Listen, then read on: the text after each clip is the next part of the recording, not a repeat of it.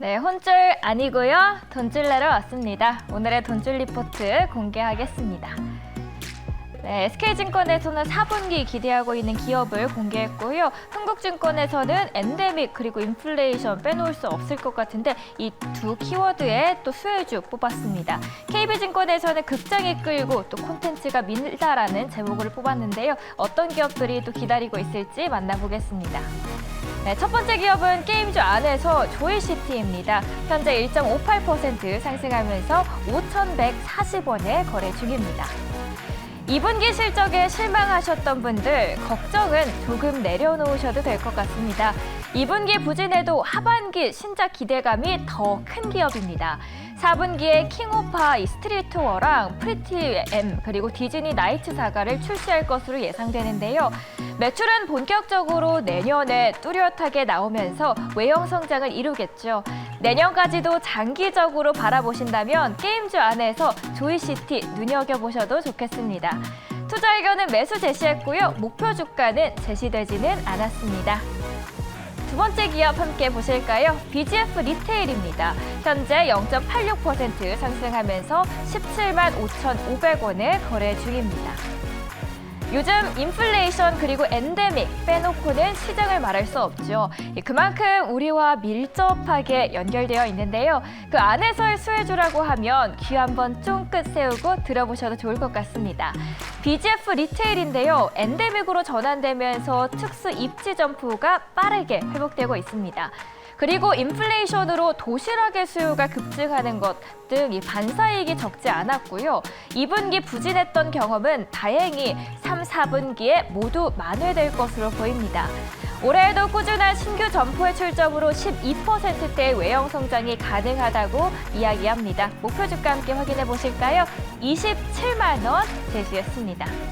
네, 마지막으로는 콘텐츠 안에서 한 종목 보겠습니다. 콘텐트리 중앙이고요. 현재 39,800원에 거래 중입니다.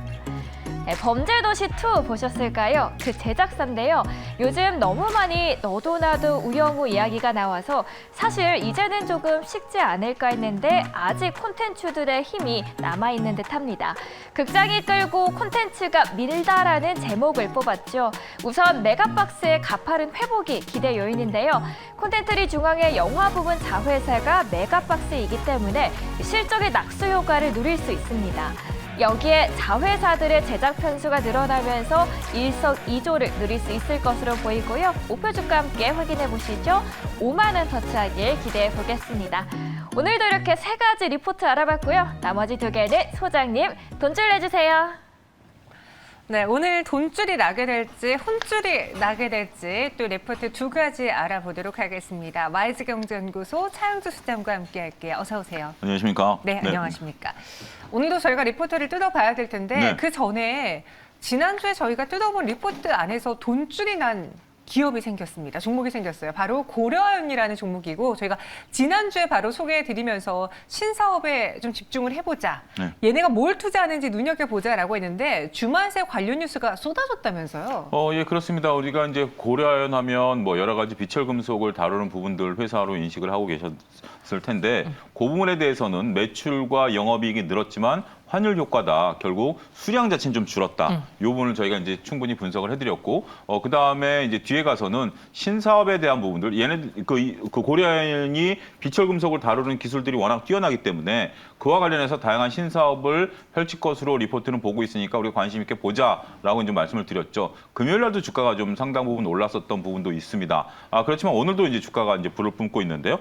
관련해서 그러니까 이제 고려아연에 우리가 알고 있는 그냥 비철금속을 다루는 부분들이 아니라 신사업을 다른 기업들이 또 투자를 하고 또 고려아연이 투자를 하고 다른 나라에서 펼치는 그런 다양한 모멘텀들이 주말에 발표가 되면서 오늘같이 조금 지지부진한 장에서 상대적으로 강세를 보인다라고 말씀드릴 수 있겠죠. 그러니까 결국 리포트를 통해서 우리가 배워야 될 점들은 그런 것 같습니다. 우리가 이제 고려아연에 대해서 저도 몰랐었던 부분들이에요. 그러니까 이제 단순하게 고려아연은 비철금속을 다루는 회사다라고 인식하고 있었습니다만 애널리스트분은 정확히 그 회사를 분석을 통해서 그거 플러스 알파가 있다라고 했고요. 또 그 관련 뉴스가 쏟아지다 보니까 저희 방송을 금요일 날 유심 있게 지켜보셨던 분들 같은 경우는 얘네들이 뭔가 새로운 모멘텀이 있네라고 하셨을 때 주말에 고려한 그런 모멘텀에 대한 뉴스가 눈에 들어오셨을 거고요. 오늘 충분히 매매에 동참할 가능성이 높지 않았겠는가 말씀드릴 수가 있겠습니다. 네, 그 플러스 알파가 무엇일까 했는데요. 그 중에 하나가 뭐 하나그룹과의 사업 제휴, 이것도 포함되지 않을까요? 다양한 뉴스들이 쏟아지면서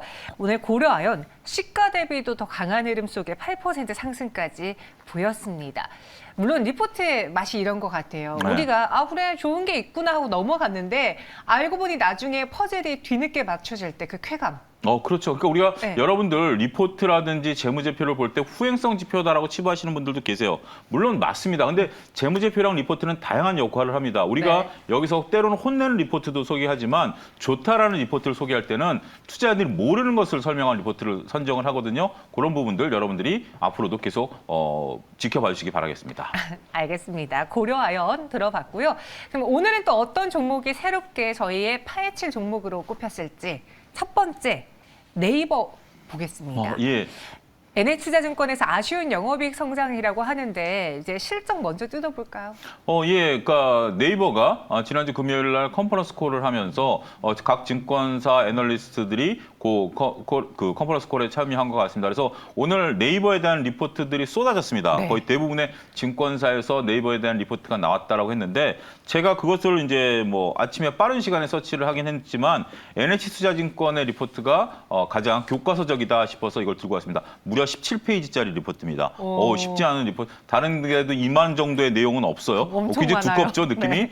자, 2분기 실적을 보게 된다라면 성장세는 나타났습니다. 매출이 2분기 그러니까 지금 2022년도 매출에 대해서 성장을 할 것이다. 이렇게 컨퍼런스 콜에서 밝혔어요. 2분기만 놓고 보면 매출액이 한 2조 정도 YOY 기준으로 했을 때 한 23% 정도 성장을 했어요. 근데 영업이익 같은 경우 3,300억으로 YOY 기준에서 0.2% 성장을 했습니다. 이게 그래서 전반적으로 보면 매출액 성장세는 높은데 영업이익 성장률이 좀 답답하다라는 거예요. 그러니까 최근에 우리가 1분기에 그 어떻게 보면 어닝 쇼크라는 표현을 종종 쓰기도 합니다. 왜 네이버에 대해서 어닝 쇼크냐? 매출도 늘고 영업이익도 성장세는 있어. 그런데 매출보다 영업이익 성장세가 더디다라는 거죠. 그 요소는 그 1분기만 하더라도 인건비에 있었습니다. 그러니까 여러분들 지금 판교 쪽이나 이쪽 가보시면 굉장히 높은 임금 받는다라고 여러분들 알고 계실 텐데 맞아요. 그런 것 때문에 네이버가 어떻게 보면 조금 비용 문제가 맞았다라는 거죠.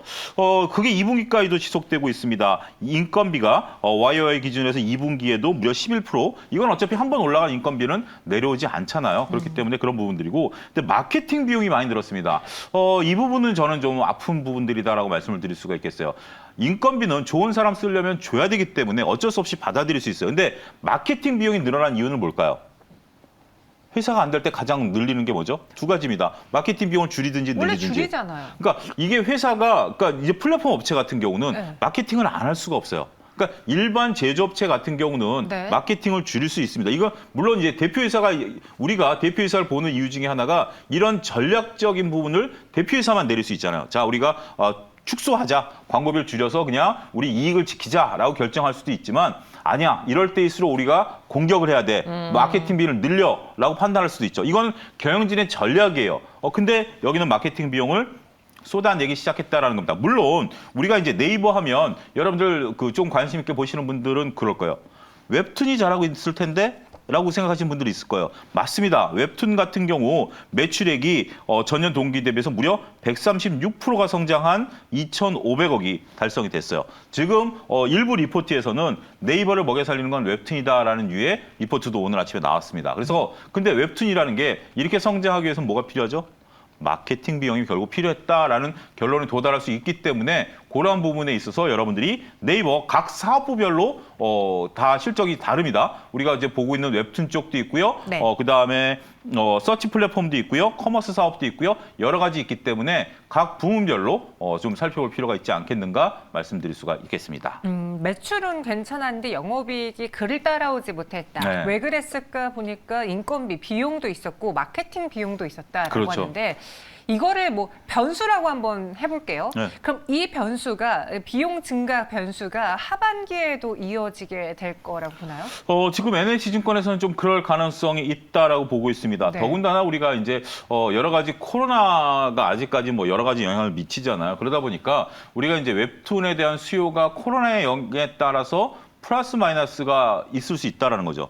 오히려 코로나가 심해지면 웹툰에 대한 부분들은 커질 수 있고, 그다음에 코로나가 예를 들어서 잠잠해진다라면 이 부분은 좀 상대적으로 줄어들 수밖에 없겠죠. 그런 부분들 때문에 자기 자신도 정확하게 미래를 예측하기는 어렵다 이렇게 좀 얘기하죠. 한 가지 또 우리가 이제 커머스 사업 부분들이 있습니다. 네이버를 통해서 여행이라든지 뭐 쇼핑 이런 거 예약을 하는 게 있는데 이거는 오히려 코로나가 잠잠해지면 더 늘어나겠죠. 이 부분도 전년 동기에 대비해서 각각 2배 이상 성장을 했습니다. 물론 전년에 워낙 작았었기 때문에 이렇게 2배 이상 성장하는 건데 우리가 지난주에 하나 투어 봤을 때 여행이 좀 늘어났다 하더라도 19년 대비해서 아직 10%밖에 안 된다는 수치를 확인했잖아요. 그래서 이걸 보면 이 시장 커져가는 거예요. 그러니까 결국 성장성은 어딨냐면 줄어들었던 커머스 사업이 정상적으로 돌아오는 거고 그다음에 새롭게 지금 이제 대표이사 제 계획이 맞는지 모르겠습니다. 여성분을 대표이사로 이 웹툰 부분에 네. 모셔온 것 같아요. 그래서 그 부분에 대한 어떤 공격적인 마케팅 이런 부분들이 하반기 때 어떻게 드러나가야 되느냐. 여기서 세모는 마케팅비예요. 요거는 줄일 수가 있어. 근데 우리가 상수는 인건비예요. 이건 줄일 수가 없어요. 그렇기 때문에 그 부분을 능가할 수 있는 매출과 영업이익을 네이버가 어떻게 펼칠 것인가 그 부분을 우리가 유심 있게 봐야 되지 않을까 싶습니다. 그럼 네이버 향후 확인해야 할 사항 좀 긍정적인 면에서는 없을까요? 실적단에 우리가 뭐 비용 이야기를 주로 했다면 네이버도 분명히 무언가를 타개할 만한 모멘텀이 있지 않을까 싶기도 한데. 그렇습니다. 그게 네. 가장 중요합니다. 네이버가 성장을 하지만 성장률 자체는 많이 꺾였어요. 특히 우리가 지금 네이버의 가장 큰 매출을 차지하는 게 뭐냐면 서치 플랫폼이에요. 그 네이버 이제 검색하는 거잖아요. 그게 성장률이 한 자릿수로 떨어졌어요. 많이 떨어졌네요. 그러니까 이제 그전에는 많이 하다가 지금 9.3% 성장하면서 성장률이 한 자릿수로 떨어졌다는 겁니다. 그렇게 되면서 경기 둔화와 광고 시장 부진이 전반적으로 영향을 미쳤고 이렇게 됐다라는 것들에 대한 얘기들이 나와요. 그러니까 지금 우리의 네이버의 축은 아직까지 서치 플랫폼이에요. 근데 이 자리가 이제 서서히 새로운 것들이 대체돼야 될 필요성이 느껴지고 있는 거죠. 그게 웹툰이고 다른 부분들인데 그런 것들이 필요하다라고 봅니다. 제가 카카오도 그렇고 네이버도 그렇고 요 코너 말고 그 전에 제가 정현 아나운서랑 방송할 때도 얘기했던 게 새로운 뭔가를 보여줘야 된다라고 얘기를 했어요. 기존 것들은 이미 다 반영됐다라고 보는 거죠. 네. 우리가 네이버 카카오에 대해서 여러분들이 자세히 분석 안 해도 지금 접촉하고 있는 거 외에 플러스 알파가 무엇이냐를 보여줘야 돼요. 그 부분을 저는 네이버는 나름대로 웹툰 쪽에서 지금 방향을 찾아가려고 해요. 웹툰 보시나요 혹시?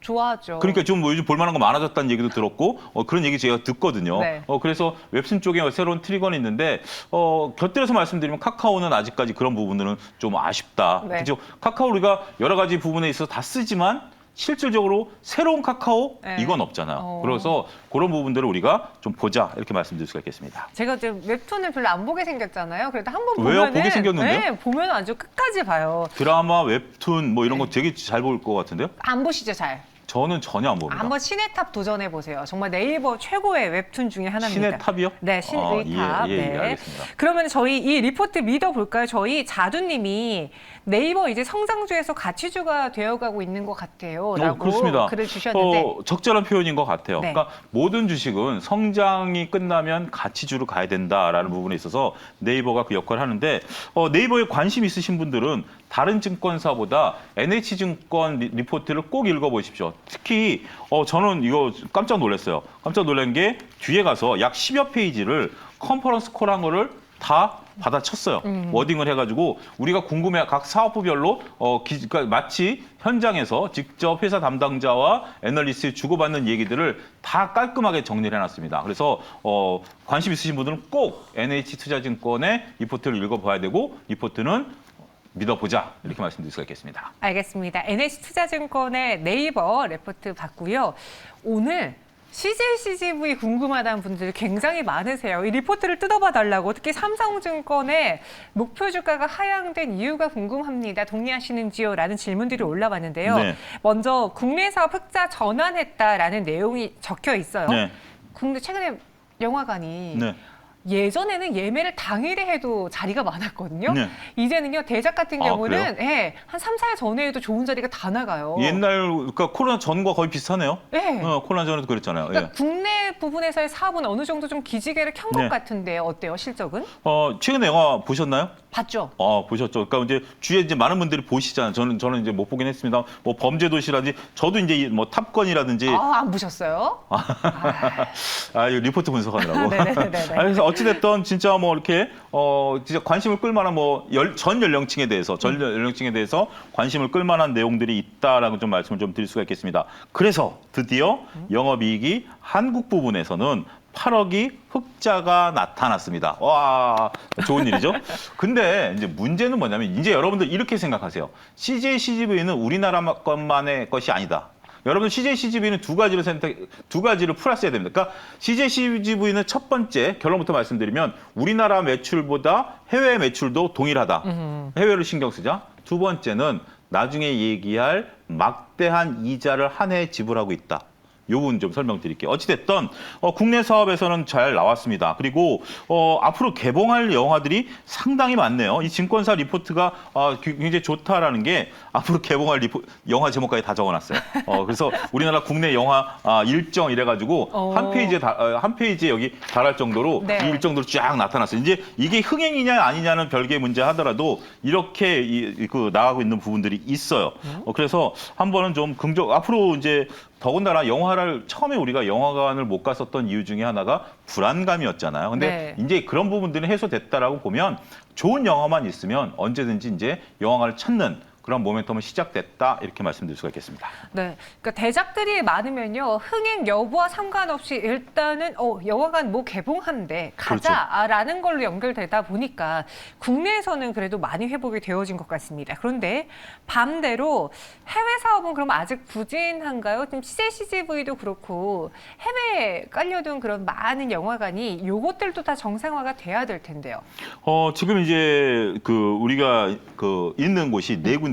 네. 터키 이제 이름을 바꿨죠. 공식적인 이름이. 튀르키예즈. 튀르키즈.